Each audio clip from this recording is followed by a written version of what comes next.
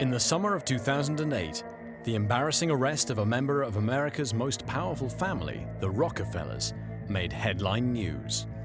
Clark Rockefeller had kidnapped his daughter, and the manhunt lasted several days. In my 30-plus year career as a prosecutor, I have never seen anything like this. But this story wasn't just one of a divorce gone wrong. The arrest sparked a huge scandal, revealing a web of deception which had lasted over 30 years, coupled with first-degree murder. We don't know who this person is, but he is not Clark Rockefeller.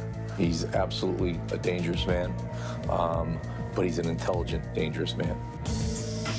This man had been assuming multiple fake identities for decades, inventing colorful personalities based on great fictional heroes. He used the name Christopher Crowe in Connecticut and New York. He used the name Christopher Chichester in California, but had been known here in New England as Clark Rockefeller, totally false and bogus name. He's Jay Gatsby. He's the talented Mr. Ripley. He's the greatest imposter of our era. He is somebody who had a very complex mixed personality disorder with sociopathic and narcissistic aspects. To some, he was a sociopath, and to others, a genius at imitation with an overdeveloped intelligence. His close acquaintances speak of his astonishing ability to worm his way into people's lives. He had that, ringing the doorbell or whatever. I mean, he just sort of put himself in my life. The bigger the lies Clark told, the crazier the stories, the more convincing he was. Behind this unsettling gaze hid a German who was passionate about the cinema and fascinated by America. This is the story of a teenager determined to make a colorful life for himself that resembled a Hollywood classic. It's a dark, modern-day tale set in a world of make-believe and false pretenses, in which all the characters are played by the same performer. Try to be someone else, and that's what the American dream is. Traveling across 4 states from east to west, we met the characters involved in this strange scenario. His close friends Walter Kern and Martha Henry, the prosecutor and the private detective in this remarkable investigation, his former neighbors, key witnesses. They all have one thing in common: they were duped by the same person. We learn how Christian, a young German boy with a vivid imagination, became Clark, one of the biggest imposters of all time. This is the story they tell. Clark Rockefeller's real name is Christian Gerhartsreister. He comes from Bergen, a tiny village at the foot of the Bavarian Alps in Germany. He was born on the 21st of February 1961 in a country still scarred by the war, struggling to rebuild itself. Over 20 years later, Walter Kern became his best friend without knowing anything about his real identity. He has since retraced the past and the steps taken by this fake Rockefeller. This town in Germany was a Catholic small town, very rural, very poor. His family had lived there for 500 years and never really traveled much beyond this little village. Frank Gerardo is a journalist and expert on the case. He met the imposter after the trial. Dad was a painter. His mother was a homemaker. But Christian was overprotected by his mom. As a child, Christian grew bored. Feeling lonely in this remote village, he invented an imaginary world for himself. Germany was becoming increasingly Americanized. In his day-to-day life, Yankee culture was everywhere. He grew up in a time when the world was starting to shrink. And post-World War II, having access to American television, American music, American culture, transformed him. He saw America as the land of make-believe, a powerful nation which had won the war and made Germany the weak country. He told me that Germany was a very depressing place, that he grew up fearing that the Russians were going to, come attacking in tanks at any time, I think he saw America as a land of glamour, money and success. Then one day, in 1977, he met some people who changed his life. Whilst he was hitchhiking, he was picked up by an American couple who conjured up a land of 1,000 opportunities. Without further ado, he packed his bags and left his native village, leaving his family behind forever. One of the formal terms for it is dissociation, which it's a form of psychological and emotional disconnection and denial of somebody's past.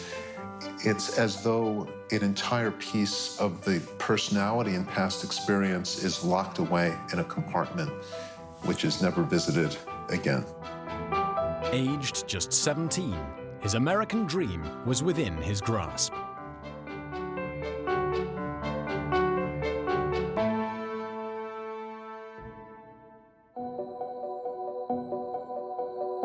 It was 1978, and Christian had just arrived in Berlin, in Connecticut, a typically American small town. The houses here are all identical and set in neat rows on dreary-looking streets. Christian was here on a school exchange program, staying with the Savio family. Here, he hoped to be able to live the life of the perfect all-American boy. So Savios is, your regular American family.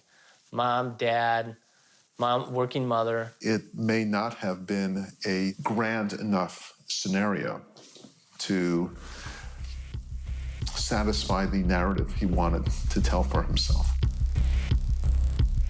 Berlin was not at all as he imagined it would be.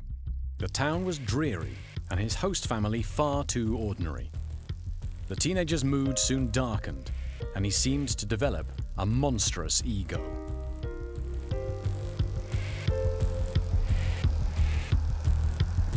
He grew into kind of a monster at the house, according to the son who lived with him at the time. He would start to give the mother orders and complain about the food. This food is not good enough.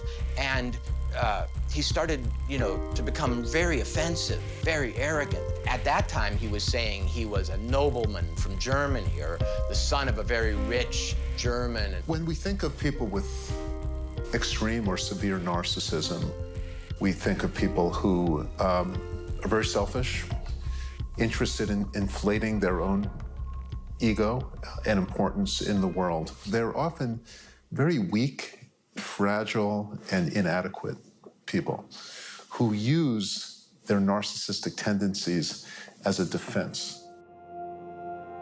Christian spent his time watching television. On the small screen, this young man discovered another America, the America of popular culture and entertainment. So Friday and Saturday, earlier Wednesday and Thursday. Well, TV was the way into American culture. Certainly in 1978 was through television. And most TV stations then played reruns of all these old comedy shows, sitcoms. And he studied that TV character and learned to talk like an upper-class American. He worked on his accent and learned how to imitate the characters in this TV series. Meanwhile, at the local high school, he observed and copied the behavior of his schoolmates. Gradually, Christian disappeared and became Chris, an eccentric American teenager with multiple personalities.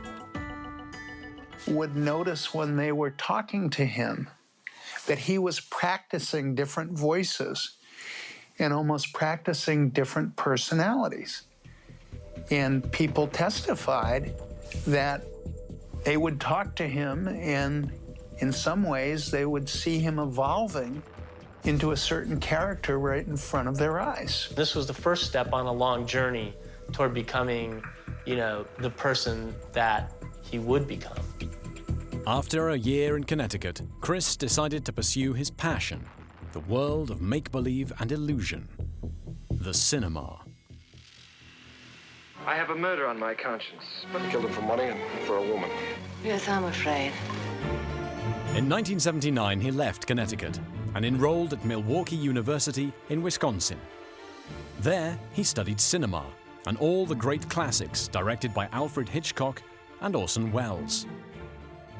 He was fascinated by one genre in particular, film noir.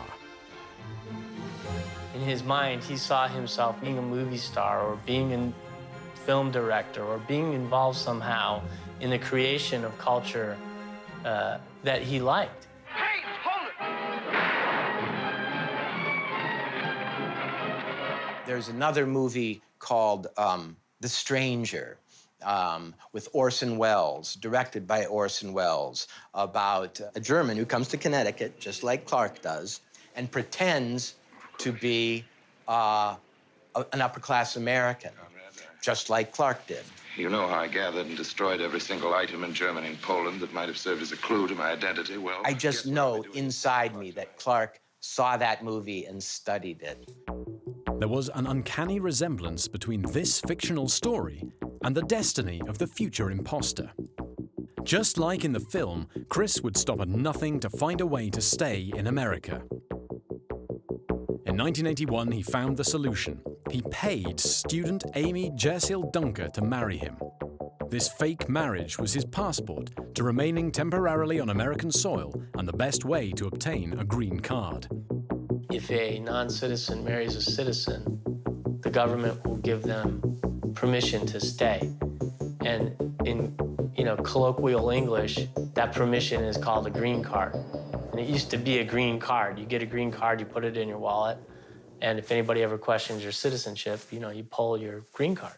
The day after his marriage, Chris left Milwaukee and never saw his wife again. Amy grew somewhat tired of waiting and divorced him 11 years later in 1992. As for Chris, he was off to try his luck. Palm trees, the West Coast, the Californian sunshine.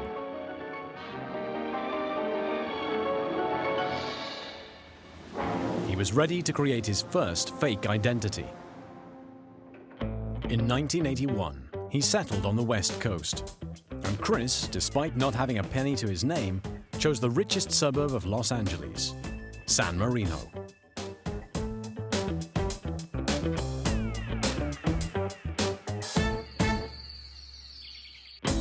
Fabulously wealthy families, sons of people in high places, rich retirees. This neighborhood met all his expectations. San Marino was the sumptuous America of his fantasies. San Marino, of all the communities around Los Angeles, is the most conservative, traditional, aristocratic, and pretentious. And I think he was comfortable around that upper class.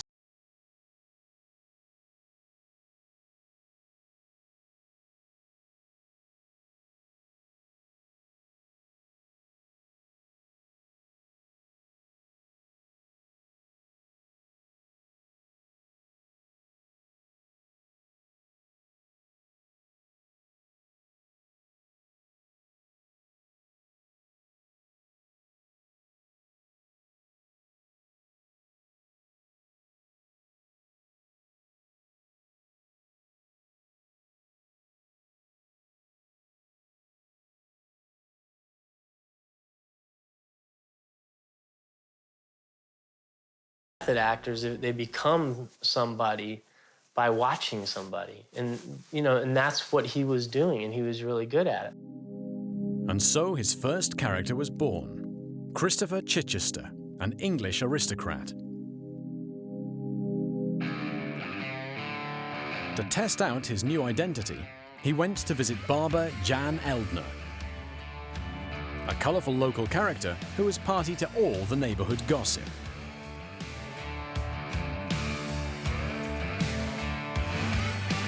Chris come up to me and he had his haircut and we started talking, and he told me about, that he was Christopher Chichester of London, England. Oh, he had a business card and it was really nice, very big printing in gold leaves. And he had an order from the royalty of England. So very impressive. Jan knew everyone here, especially the wealthiest male residents, so Christopher visited him every day. Oh, hi. Here, the coffee was free, and the customers were curious to know more about this new young aristocrat who had just moved to town. And then he sit down over there and read the paper and drink my coffee, and my next customer come in, and he quickly start to make a conversation with him, asking what kind of business he was in, and he might said he was a doctor, MD, orthopedic, and Christopher Chichester, he for sure, he must have read a lot because he could talk about medical. If there was orthopedic, he could talk about the new technique to do surgery and all that. So the doctor for sure was fascinated that this young man knew so much. To master the art of conversation, Chris spent his time in this library, where he could study everything without spending a single dollar. He broadened his knowledge at an impressive rate. He studied the implements of being a cultured and erudite aristocrat. His methods soon bore fruit. Everyone was talking about this young aristocrat from a wealthy English family. He was making a name for himself both here at the Rotary Club, amongst the men of the neighborhood, and then at church, where he met their wives.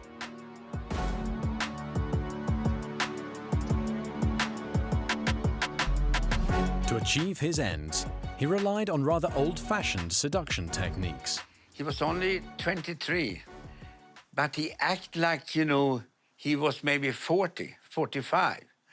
The way he talked, the knowledge he had, and he, you know, especially the women like him because he was very, you know, polite. The profile was always the same: rich, middle-aged, unmarried women. He would single out his prey and then go on a charm offensive.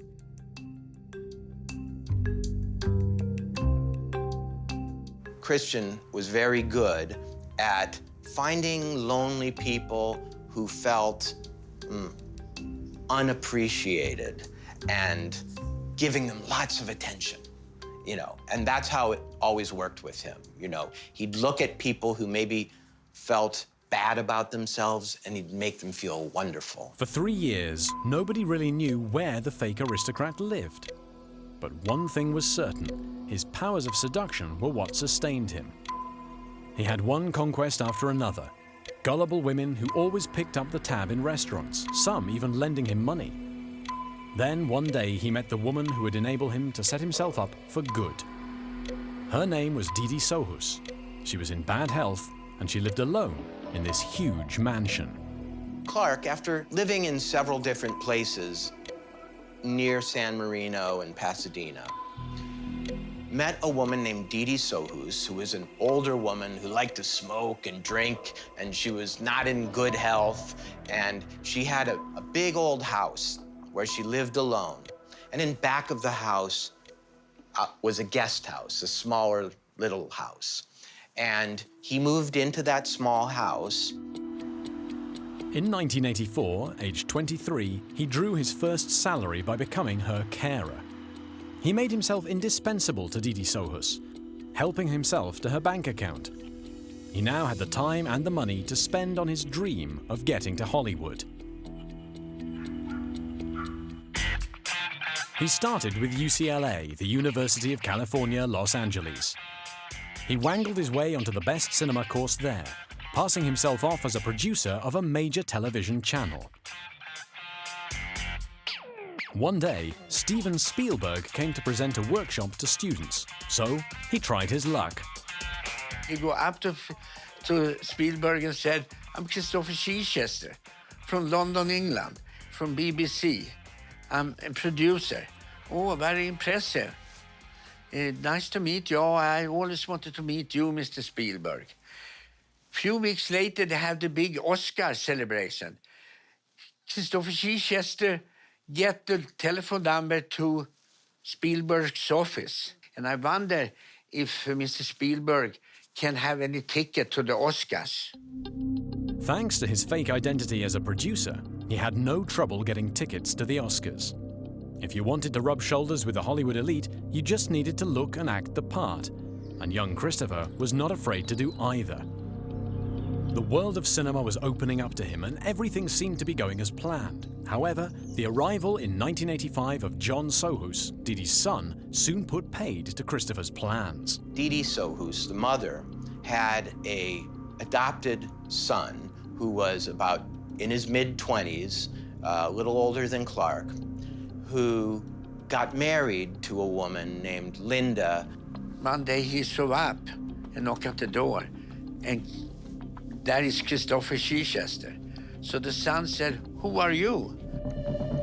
These people move in, and Christopher, he don't like that. Because now he thinking, now the son is here. And if the mother die, I don't get the house and the money. Can the son take it? What should I do? He talked to himself. What should I do? Once again, Christopher's life took a direction uncannily like that in one of his favorite films by Alfred Hitchcock, Rope. He's got it. He knows. He knows. All right, he knows. Easy, I'll take care of you, too. In the film, two friends carry out the perfect crime by killing one of their classmates. And Philip Morgan. Christopher was determined to get shot of his rival, too. Christopher took a baseball bat or a piece of wood and hit the little guy right in the head, split the head open. He disposed of John Sohus's body by burying it in the garden, but he didn't stop there. After the murder, he went further, inspired by a scene from Rope.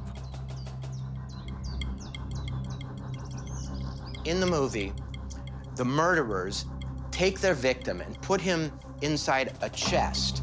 They put a tablecloth over the chest and they serve dinner at a party to all these people who don't know that there's a body inside the chest. After Clark murdered John Sohus, cut him up into pieces and buried him in the ground, he held a party right on top of his grave. I'm sure he felt an incredible sense of power and superiority and sort of evil joy in having a secret. To cover his tracks, he made out that the couple had left town. He spread the rumor before disappearing himself 1 month later. Dee Dee was very old, remember, and probably going to die in a couple of years or very soon. He convinced her that, you know, her kids had just run away from her, had left her, had abandoned her. And he put himself in the role of her new son and convinced her to give money. John Sohus's wife, Linda, also disappeared. Some say she was killed at the same time as her husband, but her body was never found. Others think she must have fled with Christopher. One thing is certain, she was never seen again. As for Christopher, he never returned to California. From now on, he would fulfill his passion for the cinema in real life, assuming multiple fictional roles. He flew to the East Coast, resolved to settle in America's center of power and wealth. New York. In 1987, Christian was 26. He was discovering this city, which he had only previously seen in films. The bridges, the skyscrapers, the hustle and bustle, all these different lives and occupations. On his arrival in Manhattan, he could be whoever he chose to be. This was the 80s, a decade which saw the values of hard work and personal merit gradually being replaced by easy money and flashy signs of success. If you wear the right clothes and you speak with the right accent and you have the right possessions, the right paintings on the wall, the right antiques in your living room, no one knows the difference. It is, you know, there's an old saying, the clothes make the man. Chris capitalized on this era of pretense and melted into the background. He settled into the south of Manhattan, surrounded by Wall Street's overpowering buildings, the imposing hand of George Washington symbolizing the country's economic power. Ronald Reagan was still president, and the economy was in the best shape it had ever been in. Wall Street was the new land of opportunity, accessible to all. Well, on Wall Street, especially back in those days, in the financial industry, it was like a club. It was made up of Protestant people from the East Coast, from certain families. This was the world he chose to infiltrate. He rubbed shoulders with filthy rich boys from good families. He observed them, imitated them, and studied the details. His new identity would be Christopher Crowe, a former film producer with millionaire credentials, eminently qualified to play the stock market. There was evidence that on 2 different occasions he was acting as a stockbroker, one time with the New York Stock Exchange, and using yet another different name. In real life, he knew nothing about this stuff. You know, he'd never gone to college, he'd never studied business or finance. But through pretending to be, you know, this fancy person and joining various social clubs, he was able to get these jobs. With neither experience nor qualifications, he disappeared into the anonymous world of Wall Street. Having once again schmoozed the right person, he was even employed as a bank manager. He managed a team of 15 people, earning $13,000 a month without arousing the slightest suspicion. His new persona, Christopher Crowe, was a success. Many people with these characteristics have, an extraordinarily high IQ. Their intelligence and ability to read and learn is extraordinarily high. Christopher succeeded in this game of fake trader for 2 years before leaving the world of finance for an even more grandiose existence. After Hollywood and Wall Street, Christian had delusions of grandeur. He wanted to become one of the most important men in America. And in America, the symbol of ultra-powerfulness was the Rockefeller family.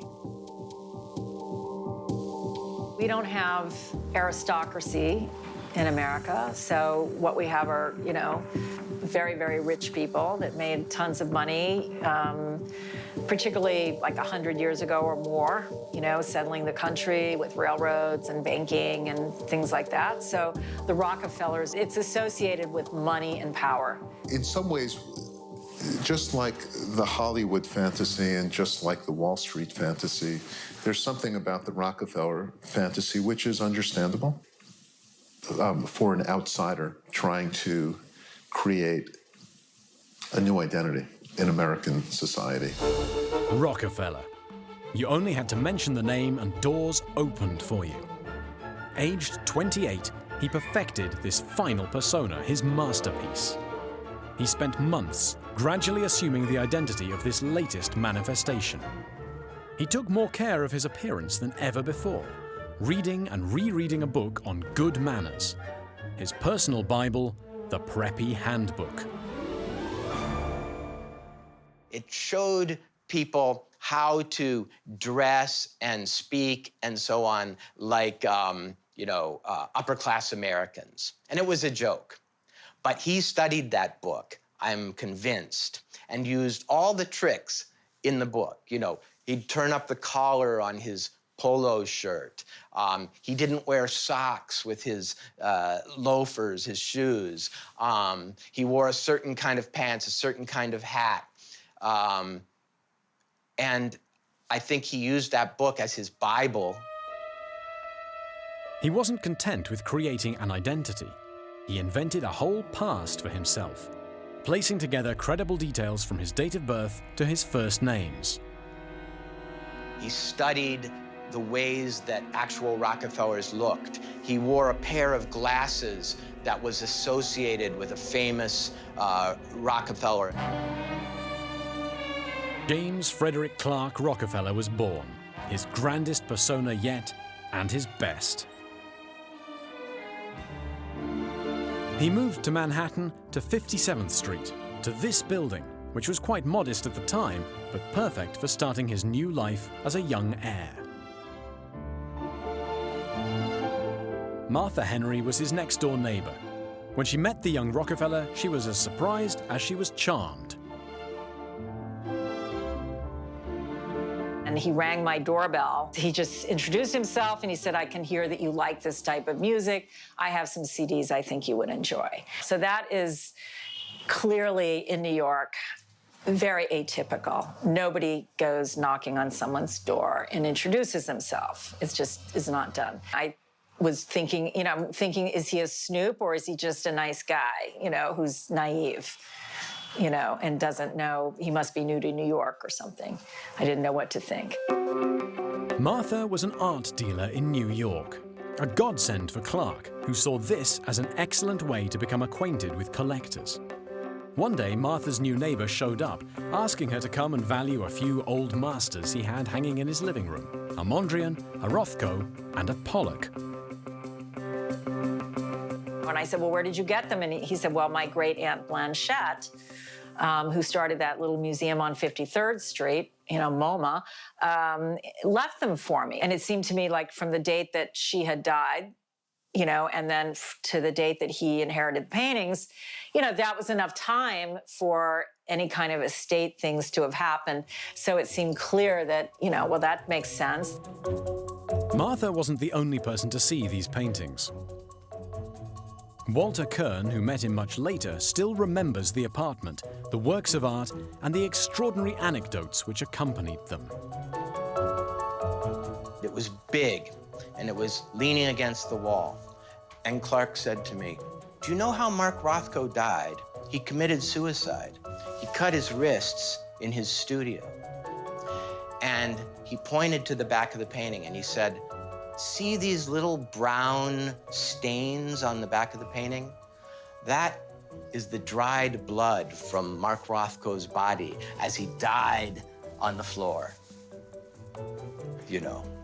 What a story. That guy had balls. That guy was brave. I mean, he would tell a story that from anyone else would make you laugh, but he'd tell it with such passion and so, confidently that you thought it might be true. As to whether these paintings were real or forgeries, the mystery remains. In those days, the art market was quite opaque, so theories abound about their provenance. There was a Chinese guy, who lived in Queens, who was able to duplicate Rothko's, Motherswell's, Pollock's. You could easily get a painting on consignment, or on approval, especially if you're someone who everyone believes is a Rockefeller. You walk into a gallery, you're a Rockefeller, you like this painting, that gallery is definitely going to let you take it home and live with it. That doesn't mean that he necessarily even owned that artwork. It could have been on approval. At the start of the 90s, New York saw the art market take off. Everyone soon got wind of this Rockefeller who was supposedly starting a collection, but bizarrely, no one managed to get him to buy a single old master. Martha Henry tried to convince her neighbor to buy a Mondrian from her. And we look at the painting, and he says to me that, well, I can't possibly buy this painting. And I'm like, well, why not? And he says, because it's green. And I'm like, what are you talking about, Clark? The color is blue. Okay, the color was turquoise. And so then he says to me that, oh, well, Mondrian would never have painted with green. I mean, this guy is like nuts. So I did not make the sale.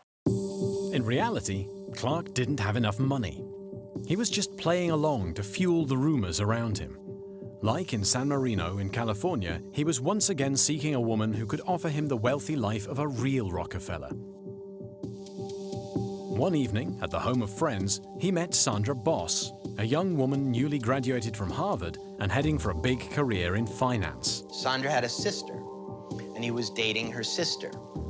And then he switched over to her, Sandra. I think the idea was he could find out what the other sister liked and who she was and how she thought. And then when he came to her, it was as though he really knew her. You know, they were soulmates for eternity. His charm offensive worked. In 1993, at the age of 32, Clark asked his new girlfriend to marry him. He didn't have any ID in his new name, so he found a way round it and got married in Nantucket at a Quaker ceremony. Quakerism is a religious movement with scant regard for administrative formalities, and they were pronounced man and wife without a priest or any close family present.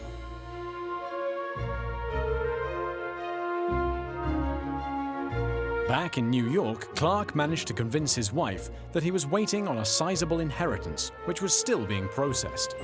Meanwhile, he merrily dipped into Sandra's bank account. Luckily, her career had taken off. She was, as I mentioned, a very successful businesswoman, working for an international company, making a lot of money. Sandy, at that time, was making more than $1 million a year. The couple moved to an apartment a stone's throw from Central Park. Clark was now living like a true Rockefeller. He could buy whatever works of art he chose to. He was a kept man. He didn't drive, he never picked up the tab, and he never had any money on him. And yet, none of that aroused any suspicion amongst Sandra's family and friends. You know, the thing is, you can go to a private club in New York, or even like a hotel like the Carlyle, which celebrities frequent because they're discreet. The staff is discreet. So you can be Clark Rockefeller in the club, and you can have David Rockefeller sitting across the room, and no waiter is going to say, Mr. Rockefeller, your cousin or your uncle is sitting across the room. He had a table next to a window, way up high above the other buildings. And after we finished eating, he pointed out the window and he said, you know, that's my family's place, Rockefeller Center. And he said, would you like to go down there and take a tour of it with me tonight? I have a key here in my pocket. And I thought, how could there be one key to this ensemble of buildings? I never saw the key, but he was like a magician. By patting his pocket, he made my mind imagine the key. You know, he was really an illusionist. This life of luxury in fashionable New York lasted 5 years. But Clark grew bored. Still inspired by his Bible, the preppy handbook, he decided to buy a cottage. It was as if he wanted to add the finishing touches to his rich and stylish WASP persona. In 1998, aged 37, he changed his life once again and convinced his wife to move to a town a 2-hour drive from New York in New Hampshire.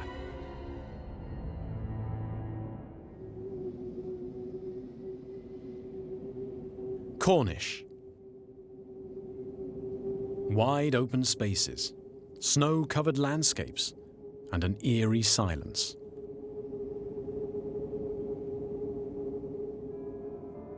In this serene setting, the couple found this huge colonial house.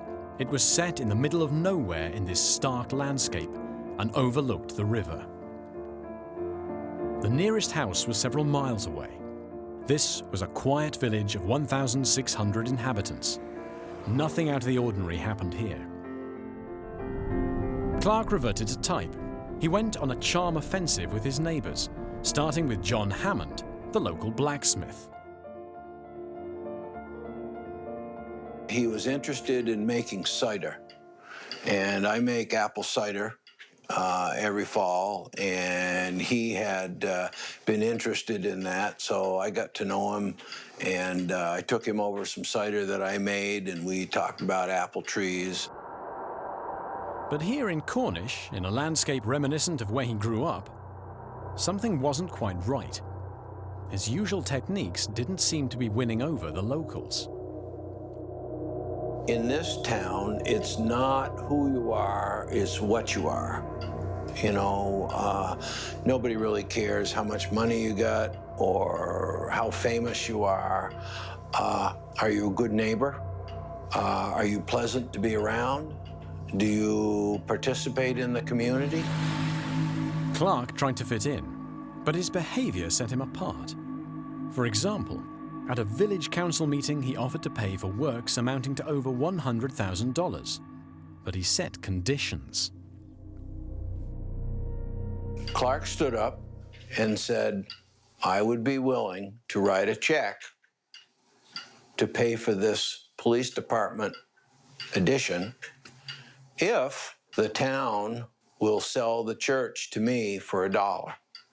Well, that's not something that most people do around here. He wanted things done in a certain way, and if they weren't, he would be upset. His fit of rage betrayed his first signs of weakness. In this village, in the middle of nowhere, and for the first time in 30 years, he lost control of the situation. We might hypothesize in the situation with Cornish that it was similar in being a small town. Many times, the grandiose fantasy is pierced and eventually destroyed, and it can fall apart like a house of cards. The neighbors noticed the new arrival behaving in ever stranger ways. One day, he developed a strong obsession with security. He bought a couple vehicles that were security vehicles. They kind of looked like police cars, only they weren't. And parked them in a driveway below his house and put a mannequin in them. Busy with work, Sandra Boss spent most of her time in nearby Boston. As for Clark, he spent entire weeks alone in this massive house. He became very suspicious and paranoid. When Walter Kern paid him a visit in 2000, he found a house in a state of neglect that resembled a bunker in which Clark was living the life of a recluse. And it was a very peculiar house. It was an old mansion, big old house, and it was in terrible disrepair. It was under construction. There were no windows. And this house in Cornish, it was like a haunted house, a house in a ghost story. It was very dark. It was very cold. There wasn't really much furniture. He just never finished one project. He just kept jumping around. People with personality disorders of this kind are vulnerable to an eventual psychological or emotional breakdown. On the 23rd of May 2001, his world of make-believe was shaken by a major event. At the age of 40, he became a dad.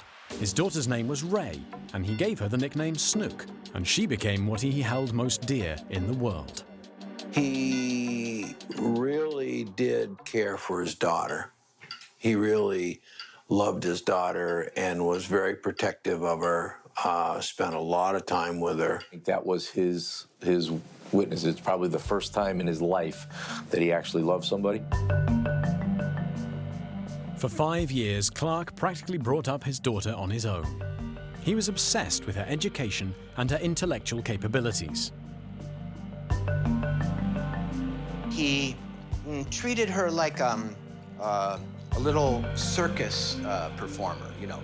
Come here, show that you can speak, do this, do that. You know, it was clear that he wasn't just proud of her, but he taught her things and you know, wanted her to perform. In order to give her the best possible education, the couple left Cornish in 2006. It was in Boston that the final part of this incredible story played out.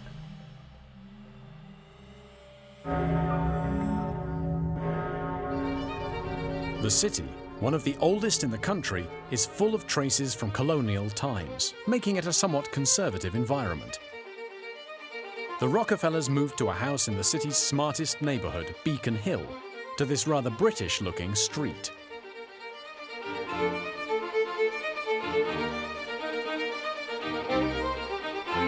Clark lived here as a stay-at-home dad and became increasingly demanding about his daughter's education. Everything seemed fine from the outside, but in reality, the couple were floundering.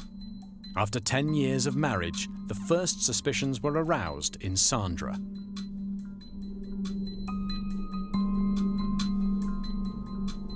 In 2007, she called on private detective Frank Rudowich to petition for divorce.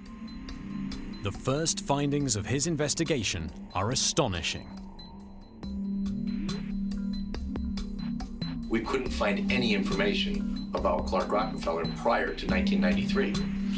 In essence, it looked like he had been born as a 38-year-old individual. He told us that he was born on February 29th, 1960, in New York. We did find a Rockefeller. It wasn't him. Clark found out about the investigation and tried to send the detective off on the wrong track.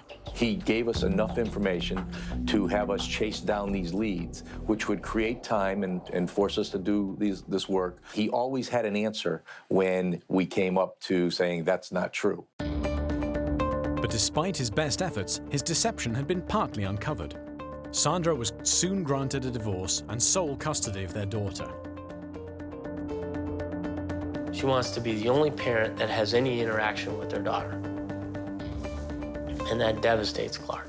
She was the center of his whole life, the only thing in the world he cared about. And after the divorce, he would say to me, "Walter, I don't know how I can live now. I don't know how I can go on." He could have been off into the wind. He got some money from the settlement.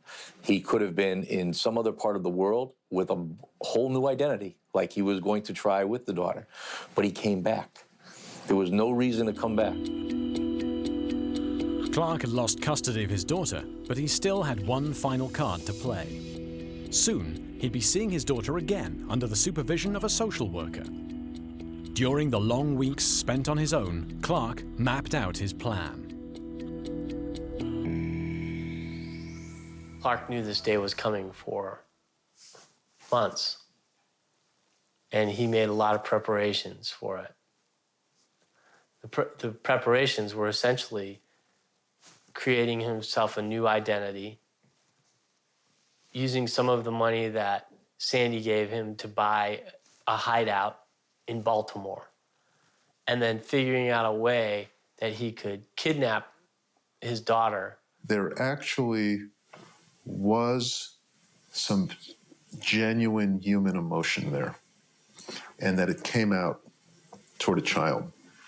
And that once a child was in the picture, the grandiose fantasies of Hollywood and Wall Street and being a Rockefeller broke down.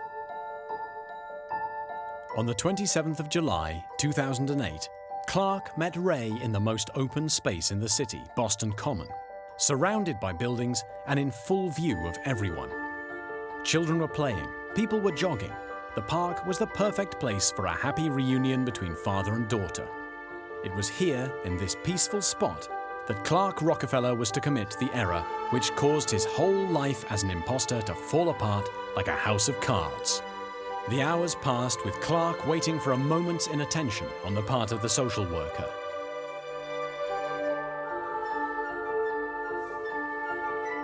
But when that moment came, he was quick to act. He knocked the social worker to the ground, pushed him hard. The social worker fell down to the ground. He snatched up Ray and tossed her into a vehicle that he had waiting there. A first car, then a second. A few hours later, he reached New York, then the city of Baltimore. There, an apartment and a boat were waiting for him under his new name, Chip Smith. For several days, he kept his daughter here. Back in Boston, prosecutor Daniel Conley and the FBI were on full alert. Ray, his little daughter, was our #1 priority. We were worried that he might harm the child. I mean, he had had a bitter divorce with his ex-wife. She was afraid of him. And he had been, I think, somewhat, capable, we felt, of violence. Photos were circulated. And just as the authorities seemed to have lost all trace of him, a witness came forward, claiming to have seen the fake Rockefeller. A manager of the building where he had recently purchased the apartment, recognized his face, didn't recognize him as Clark Rockefeller, of course, knew him as Chip Smith, but informed the authorities. He owned a boat, a catamaran boat, which was moored in the vicinity, and so the ruse was to get him out by telling him there was a problem with the vessel. It was taking on water. That caused him to step out of the apartment, leave, little Ray in the apartment, and then they snatched him up and arrested him. It went down without any struggle or chase or anything like that. He complied with the police. The police didn't really know who they were dealing with, but fingerprint tests soon revealed his identity. They run the fingerprints through a national database, and they get a hit. And the hit says, hey, this is not Clark Rockefeller. This is a guy named Christian Gerhartsreister. He would tell authorities that, no, I am not Christian Gerhartsreister. I don't care what the fingerprints say. I'm Clark Rockefeller. People with this type of character structure in these circumstances usually do come to believe very deeply in their story. And they may lose access to previous memories of where they grew up, who the family of origin was. Clark Rockefeller, Christopher Crowe, Chris Chichester, and Christian Gerhartsreister were one and the same person. Worse still, the man was a murderer as well as an imposter. The body of John Sohus had been found in 1995. Police in California had been looking for Chris Chichester for over 20 years. The police now revealed this web of deceit. When the lies came out, Walter Kern was in shock. I saw this news, and it was like the floor dissolved underneath me, and I fell down, into the middle of the earth. I couldn't believe it. I realized everything he'd said to me was a lie. Every moment we'd spent together had been theater. So not only had he fooled me, not only had he lied to me, not only was my judgment completely wrong, but the person I knew was probably a terrible, violent, cruel monster. On the 3rd of September 2008, after 30 years of deception and at the age of 47, Christian Gerhartsreister was tried here in Boston for kidnapping his daughter. He pleaded insanity. The state tried to show that he wasn't suffering from any mental disease or defect that caused him not to know the difference between right and wrong. And his defense team put on an expert to say that he couldn't understand the difference between right and wrong and couldn't conform his behavior to the law. Ultimately, a jury agreed with the prosecution that he was sane at the time of the offense and found him guilty. He served his sentence here in Boston for 5 years before facing his second trial in March 2013, this time for murder. Christian is now 52. He's completely alone. His parents are dead, and no other member of his family has visited him in prison. He was given the maximum sentence of life imprisonment. Walter Kern followed the case, but it didn't provide all the answers. So after the trial, he visited his old friend.